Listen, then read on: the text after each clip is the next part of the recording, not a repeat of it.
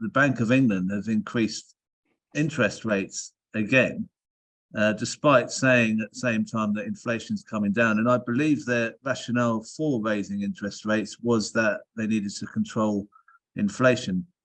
No one, if you Google the Bank of England's decision, you won't find any criticism from the newspapers, any of the mainstream newspapers. Nothing's been said by the BBC or the other channels on the news, really. I just wondered why the Bank of England is able to do whatever it wants. I've got Prem Sikka on the call. How are you doing, Prem? Good morning. Apologies, I'm a little bit croaky, but I'm fit enough to have a go at the Tories. Oh, right, okay. Well, but what about the Bank of England? I mean, I'm a bit, I don't really understand it. I mean, I know, wasn't it Gordon Brown gave them this power to make decisions on interest rates, etc. But why can't anyone seem to criticize them? It's a bit like the weather. It's like you don't criticize it, you just tell us what it is.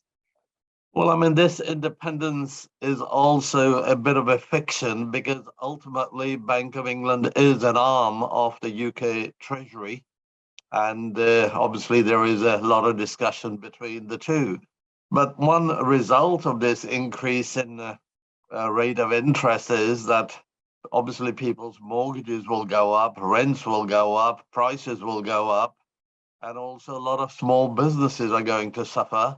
It is an utterly ineffective policy for controlling inflation. The way rate of inflation works, as we are almost a year down the line from the massive energy price hike, the early hike drops out. So the way the arithmetic works, the rate of inflation comes down anyway, and no minister can really claim any credit for that.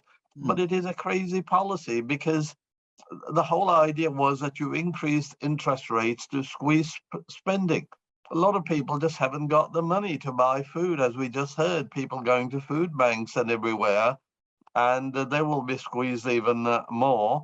And, somebody even on minimum wage is being asked to hand more money to banks. As a result, banks make bigger profit, bankers' bonuses become bigger, their shareholders collect bigger dividends, and in turn, they will lend that money to speculators. And, what did we see this week? FTSE, the Financial Times Index, is at a record high. Of course, there is all this money slushing around, a huge transfer of wealth from poor to the rich. A correct policy for controlling inflation would have been to target those who are creating inflationary pressures. And that is giant corporations who are profiteering, oil, gas, coal companies, those producing wind power, solar power, banks, supermarkets, but none of these are really targeted. So it is really a policy which is misdirected, and it will do a lot of damage. I mean, how do they? I just don't understand. How do they get away with this? I mean, I know it seems. If I look at the FTSE, if I look at the Financial Times, I can't really understand much of the jargon, and you would. Is that how they get away with it? We don't really. They show all these graphs. They kind of bamboozle us, and they say, "Well, we've got to put interest rates up because there's a slight risk of something or something," and we don't really know it. I don't really get it. Absolutely no justification for using hike in interest rates to control inflation. If they wanted to, they simply have to tax those who are making excessive profits, 100% windfall tax on excess profits of banks, supermarkets, oil, gas, energy companies. That would bring down the cost for everybody and thereby control inflation. The real problem is that the far right wing basically control the apparatus of the state, and therefore they are able to use it for their purposes. As I said, this policy is resulting in a huge transfer of wealth from ordinary people to banks and their executives, and they are basically controlling it. These people don't really create anything. People think finance industry is wonderful, is doing this and that. I mean, the British businesses are absolutely starved of investment, starved of capital. And all we are doing is handing more and more money to the unproductive people in banks. And I'm afraid somebody has to tackle their power. Conservatives aren't going to do this. And the current Labour Party isn't going to do this. Just to add, tell you as an evidence of that, during the week we had a debate on the Financial Services and Markets Bill, where the government is adding a duty to make the finance industry internationally competitive. They're calling it competitiveness. And I said that is a race to the bottom. And I then referred to some of the financial scandals. And would you believe the front bench response immediately after I spoke was to say that we like to distance ourselves. The spokesperson said that I like to distance myself and the Labour Party from what Lord Sikka has said about the city. I mean, everybody can see cities mired in scandals.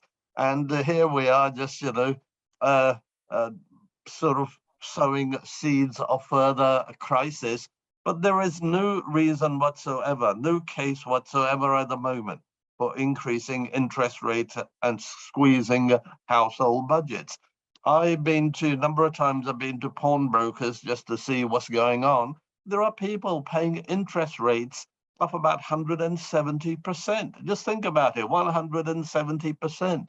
If they pawn their television or so on, just think about what it is going to cost them to get that television back. They simply are not going to be able to.